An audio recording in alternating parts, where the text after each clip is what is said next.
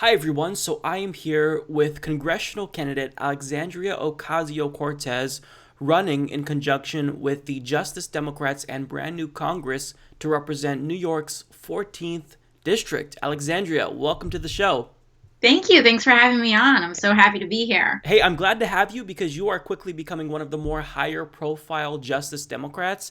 And I think that's because you are saying a lot of things that's resonating with a lot of people. So, before we start really the official interview, the first question that I always ask new congressional candidates is with regards to HR 676, that is John Conyers' Medicare for All bill. If you're elected, would you co sponsor that? Absolutely. We need Medicare for all in this country. We need single payer, and we cannot stop fighting until we have it. Perfect. Now, one thing that I love is that you're already having an impact on Washington, D.C. So I think you're one of the more interesting cases in that when you announced your congressional bid, your opponent, Joe Crowley, actually co signed or co sponsored HR 676, which is really interesting. So I wanted to get your comment on that. Yeah, it was incredibly exciting, and it's not often that you see immediate results from announcing a political campaign. I know that, residents of New York 14 have been calling the congressman's office for months and months and months, thousands of phone calls on HR 676 to no response, no reply. And then the week that we announced our campaign on a platform for Medicare for all working class Americans, all Americans, period, having access to equitable and dignified health care, he caved. He caved on the issue. He co-sponsored it, which is a fantastic it's a fantastic short-term win, but we're already starting to see him hedging on that position. A large source of his funding, of his donation funding, is from private insurance corporations.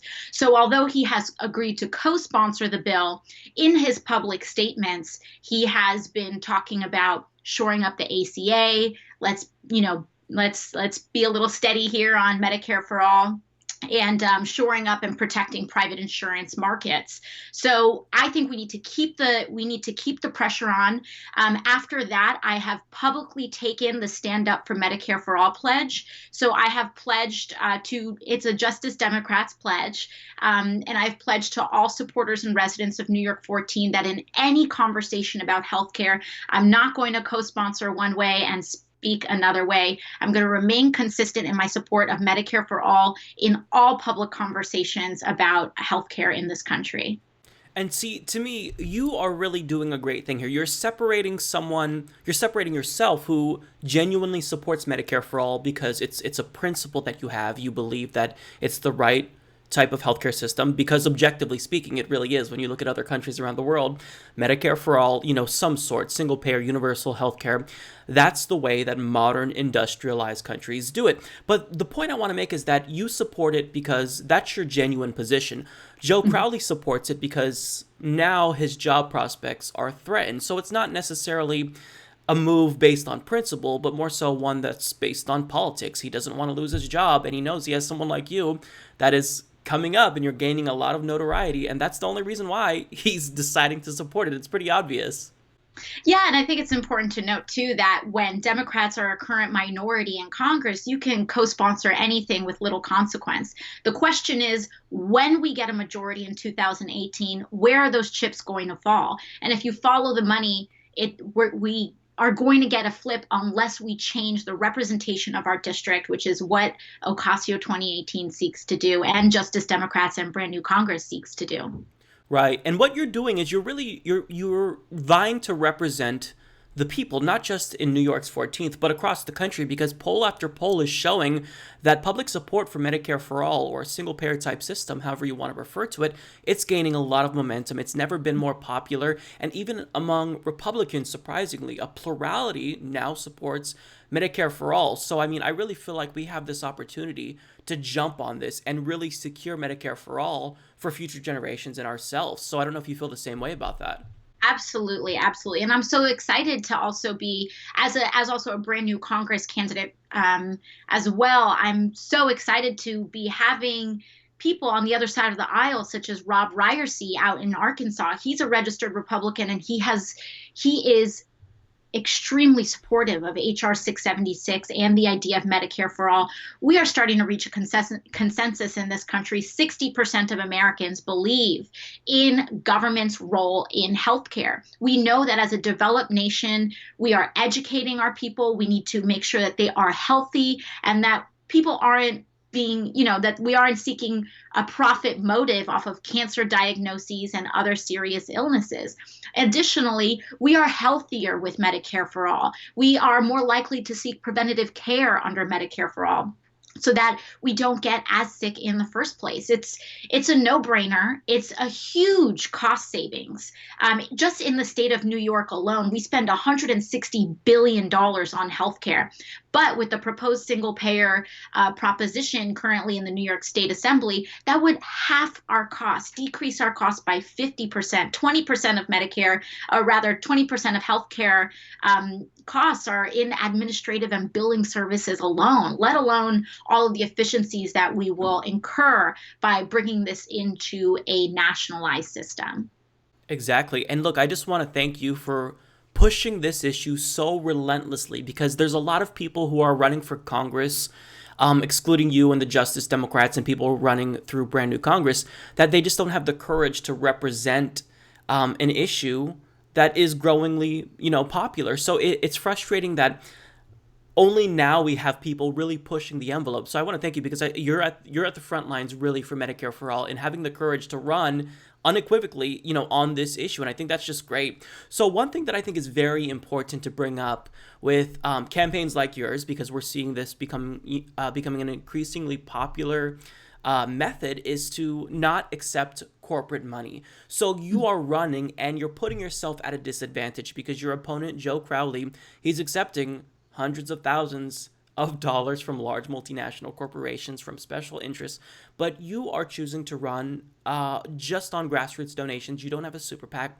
So can you explain to me why you think that, even though you're disadvantaging yourself here, why it's so important to not take corporate money? Absolutely, because today in America, we are not at a lack of ideas. Our problems don't come from a lack of ideas. Our problems don't come from a lack of ability or capacity. Our problems come from a lack of political will. And that lack of political will comes from the corrupting influence of money in politics. It is very hard to run a campaign on small dollar donations. And in fact, running a campaign on small dollar donations basically forces you to put your inherent faith in people, put your inherent faith in your constituency. And most of our incumbents in Congress today don't have that. They don't have that faith in people to fund their campaigns. And so they turn to Wall Street and corporations to finance their political careers. But what happens in that initial compromise and the way you run for office is the way that you really inhabit that office. I know we talk about, that you campaign in poetry and you govern in prose, but really the ideals with which a candidate runs are the same ideals and should be consistent with the way that they govern. And so if you are running a Wall Street-backed campaign, you're going to be having a Wall Street-backed tenure in Congress. And so even though it's harder, even though we're technically at a monetary disadvantage, where we have an enormous advantage is in people power.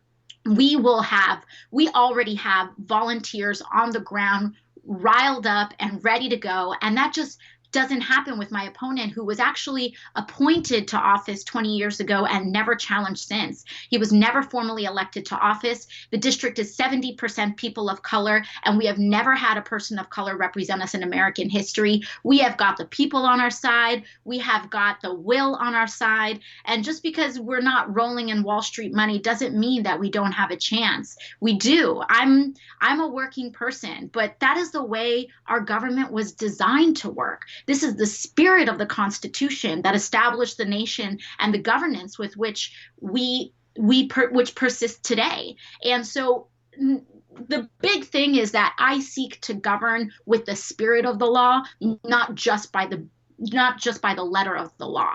So I think that that's extremely important, and that the political will to refuse large donations is the same political will with which I will pursue Medicare for all, campaign finance reform, renewable energy economy by 2028.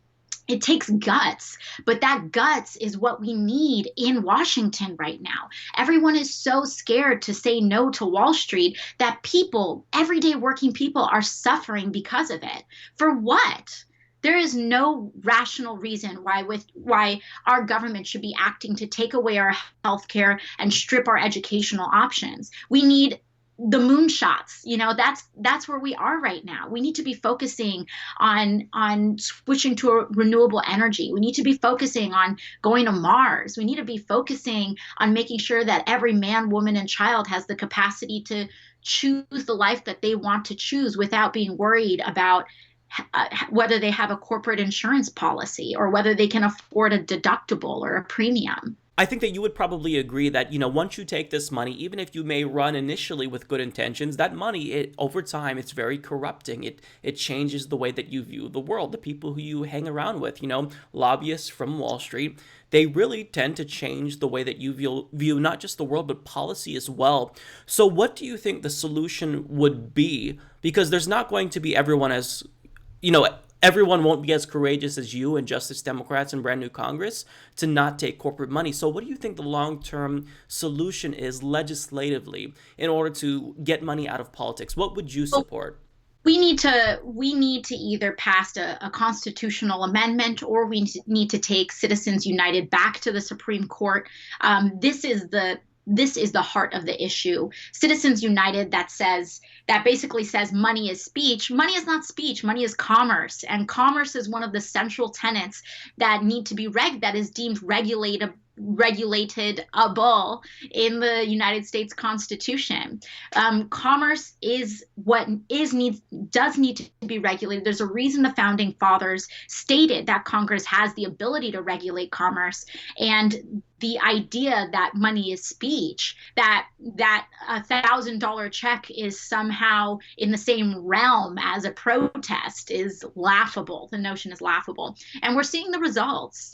We're seeing the results of Citizens United. We're seeing how in the 2016, in the elections, the majority of Americans were disappointed with both of their general election options. And the reason is because they know that the majority of Congress doesn't have them number one in mind. My opponent, he just recently did a fundraiser, and the only option to attend was a $2,500 ticket. That's, that is percentage points of that is multiple percentage points of my district's average annual income. And moreover, it's also a time issue. When you're spending so much money raising big dollar donations, you are not spending time with your community, with your constituents, but in listening to them. It is a threat. It is an existential threat to our democracy. And it either by proposing and supporting a constitutional amendment, which I absolutely will legislatively, we also need to look at how we pursue this in the courts as well, and whether the Supreme Court, would consider overturning this decision. Obviously, with recent appointments, that's become less likely, but it is still possible. And when it comes to something like public financing of elections, would you support something like that as well? Yeah, in New York City, our citywide elections, we actually have public financing, and it's been incredible for the city. In New York City, if you want to run for office, the city will give you 6-to-1 matching donations. For every donation under $175 you receive, the city will match that donation 6 times. And what have we seen as a result? A boon of progressive candidates and progressive policies that have been enacted in New York City. In New York City, we have universal pre-K education. In New York City, we just recently passed $15 minimum wage. And if we had more public financing of elections, I guarantee that those policies will become more widespread across the nation, because now all these New York City has city council elections happening right now, and those city council candidates are going to everyday people because they're, in a cynical way, it's not even a choice of political will or courage, but it's incentivized. It's actually financially incentivized to go after small dollar donations because you will get that 6-to-1 matching. I think public financing is a fantastic idea, and it's justified as well, considering that elections is, the most basic foundational elections, and voting are some of the most basic foundational democratic acts. That's fantastic to hear. I actually didn't know about that. And 6-to-1 is actually a pretty high ratio because, It's an enormous ratio. yeah, whenever I think about public financing of elections, some of the more generous ones that I've seen in certain cities and whatnot is, they'll match it 50%. And I mean, 6-to-1, and you're already seeing the results of that. It's just good public policy. So that's very encouraging. Now, one thing that I think is really important is because you're running as a Democrat, and currently, the Democratic brand, it's toxic not just with Republicans, but among the left as well, because a lot of people feel as though the Democratic Party isn't representing ordinary working class voters. So as someone who's running, under the Democratic Party's umbrella, what do you think the party needs to do to reform and become more in tune with what working class people want? I think the answer is simple. We need to have the courage and not be shy to advocate for bold legislation in our platform for working class Americans. We can't, recently the Democratic Party, they came out with this slogan, a better deal, and nobody knows what better means, because they're not, okay, a better deal, that's not single payer healthcare. A better climate, that's not 100% renewables by 2028. A better, education without committing to free public college tuition for all Americans. So what does better mean? And I think we need to define that. I'm not shy to define it. I'm not shy to tell the people of New York 14, listen, these are the exact policies that I am going to advocate for. I'm not going to shy down from them. And I'm running my campaign so that I'm not going to be financially influenced to back down from those positions. I mean, so in New York, we have a major deadline. The primary election is a year away, but as many people know, last year New York had 3 million independents disenfranchised during the Democratic primary. And so we're trying to prevent that from happening in our primary. But what that means is that all independents and unaffiliated voters must register by this October 13th. You have less than 90 days to switch your party affiliation and register with the Democratic Party for next year's primary. It's onerous and draconian, but we're trying to get it in. And that means that I've been talking to a lot of independents lately. And I respect independence. I don't see party affiliation as some kind of hard line. And I know a lot of Democrats do and want to reinforce that paradigm. But independent voters are the most important. And I know this is a very taboo thing to say, but independent voters are is arguably the most important segment of voters in the country. They're the largest plurality. There are more independents than there are Republicans or Democrats. So the idea that we somehow must lock out independents, I respect independent voters, and I want to make sure that they have a voice in our primary, because unfortunately in New York, we lock them out. We lock out 3 million voters. We prevent them from having a say in who's finally on their ballot. And for a segment of voters that's the largest segment of voters in the country, that's extremely problematic. And I understand that there are a lot of Democrats that would disagree with me, that prioritize party loyalty over the well-being of our country, but I'm not one of them. If the Democratic Party is going to be the best party and best option for this country, we got to mean it, and we need to commit to that, and we need to honor all voters, and we need to care about the well-being of Republican and independent voters as well. And that doesn't mean running to the center. It doesn't mean being neoliberal or centrist. It means making sure that they have health care and making sure that they can educate themselves as they see fit. And the idea that independent voters need to be disenfranchised disenfranchised and that neither party should listen to them is, I think it's a little insulting to our democracy. Right. And the thing about this is that I find personally frustrating is they kind of put party loyalty at the top of priorities when, average Americans, as you know, they're not really thinking about party loyalty. They're thinking about jobs, they're thinking about the economy, they're thinking about, climate change, which is encroaching on us. So as someone who is shirking party orthodoxy, that makes you relatively controversial, even though what you're saying is common sense. So I find that really frustrating that to say something like what you just said, which is practical, which is strategic, is difficult. So yeah, I agree with opening up the primaries to independents because you're right. Independent voters are the largest plurality of voters in the country, and to disenfranchise them means that you lose. You're prioritizing party loyalty above winning. Yeah, and you know why states like Ohio are so important in the general election? Because the electoral laws in Ohio, they equally treat all voters the same. You can choose your ballot the day of the election, the one that you want, and you can have a voice in any and every election in Ohio as you like. And that's why so many of our presidential candidates spend and dedicate so much time in that state.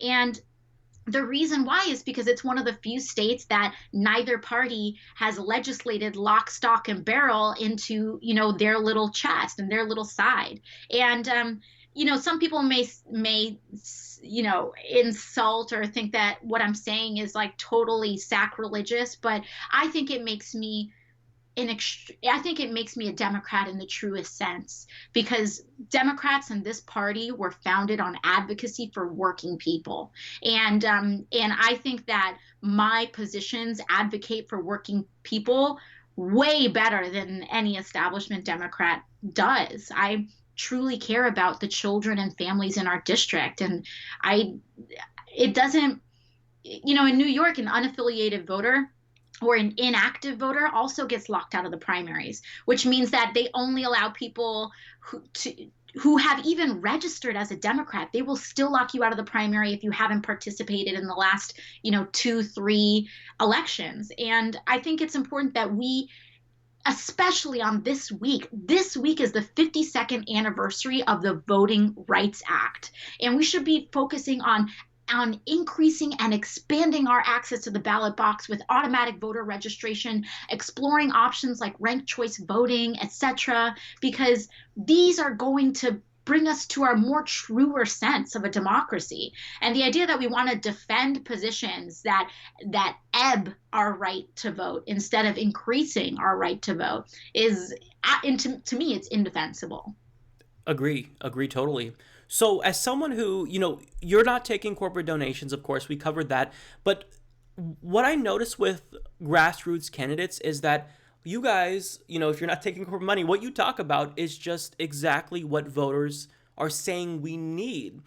So as someone who actually knows what voters in New York's 14th want, what would you say would be your top legislative goals if you were elected? I mean, what would you really prioritize? Because there's so much that we need to do in this country. But I mean, if you could really rank a couple of them, what would you say you'd fight for the most? Absolutely. Well, single payer healthcare is probably in the top 3. Also, infrastructure. We have a proposal for a new deal here, not just for New York 14, but across the country, and that's very closely tied to our plan to building out a renewable energy economy. We need to rebuild this entire country, not just every bridge and every road, but we need information infrastructure, gigabit internet across the country, and we are going to need a lot of high skilled workers to put that into motion. And so, public education, access to public education and public college, including vocational trades and apprenticeships, is something that is very near and dear to my heart. So, our New Deal, I would say, is at the core of legislation that I'm very passionate about and very excited to pass, and single payer healthcare, of course. So I like to think of myself as a very family centric candidate. I look towards the policies that are going to be best for moms, dads, and kids. That is what I care so much about. And those policies, single payer healthcare, ensuring that parents have access to the healthcare that they need, and children, that those children can look forward to a future, and they don't have to think, I'd love to be an engineer, but I can't afford college, so I'm need to carve out a different path in my life. Do the thing that you want to do, and it's better for our economy. We're all better off when we actualize the potential of every American, and we need to open up the paths and that includes single payer healthcare, public college tuition, and a new deal that'll put Americans to work. Well, that all sounds fantastic. So after hearing you speak, you unequivocally have my endorsement, because you're one of the few candidates that I Thank can you. I can feel confident knowing that when you get in office, you're actually going to be fighting for us. And part of that is one, of course, because you're not taking corporate money, but you could tell you've been speaking with voters and you know what they want and need Yeah. specifically. So I want to make this pitch for you because I know it gets tiresome. We always ask for money, for candidates, but this is really important. If you really support people like Alexandria, you've got to donate anything you can, $1, $2, whatever makes a huge difference, because she's at a disadvantage, but she's someone who would really make a difference in the country. So can you tell us where we can support you, not just monetarily, but I mean, if there's a way we can sign up to support and, knock on some doors for you, let us know where we can find Absolutely. that info. Yes, ocasio2018.com/donate if you'd like to, contribute financially to the campaign. That's OCASIO 2018. There you can sign up to our email list. You'll get all information about future canvassing events, big events. Also, if you have skills to contribute in other ways, if you want to join our field team, do it all right there. We have volunteer events going on. We have so many people in New York really excited about our campaign. We have shook up the establishment here, and they have really perked up. So we're really excited about that. Please support us. Ocasio2018.com. Sign up. Ocasio2018.com/donate. And we are 100% people powered. So anything that you can give, even if it's $5, our average contribution hovers around the $10 mark, depending on the week. Sometimes it's less, sometimes it's more, but every little bit counts, and it is so important. And I just really appreciate everyone who's out here rooting for our Justice Democrats. It is people that allow us to put people over party. It is the actual individual contributions and support of these campaigns that allow a Democrat like me to run on the same platform as a Republican like Rob Breyer seat, because we're willing to put our differences aside and both agree that Medicare for all is important, both agree that public college tuition is important, and that we need to put the futures of American families above anything else. Well, that sounds absolutely great to me. So yeah, if you can support Alexandria, then that would be much appreciated, because even if you don't live in New York's 14th district, she'll be voting on legislation that affects all of our lives. And of course, she told you what she supports, and we are just getting a snapshot, really. What is the link to go to see your broader platform? Absolutely. So if you go to brandnewcongress.org/platform, you will see everything laid out there, all of our plans. If our supporters have any questions, feel free to tweet at me or post on Facebook, social media. I try to be as available as I can be to all of our supporters that have any additional questions. Perfect. Thank you so much. Because yeah, it's we can only talk about a little bit of issues on these short interviews, but there's so much, and I know that you have a lot you want to talk about. So thank you for linking us to that. So yeah, Alexandria Ocasio-Cortez, 2018. Please support her campaign. She is running a fantastic People Powered Movement campaign, and I'm just so excited about it. Great. Thank you so much. I really appreciate it. Thank you. Support this podcast by joining the independent progressive media revolution today at humanistreport.com.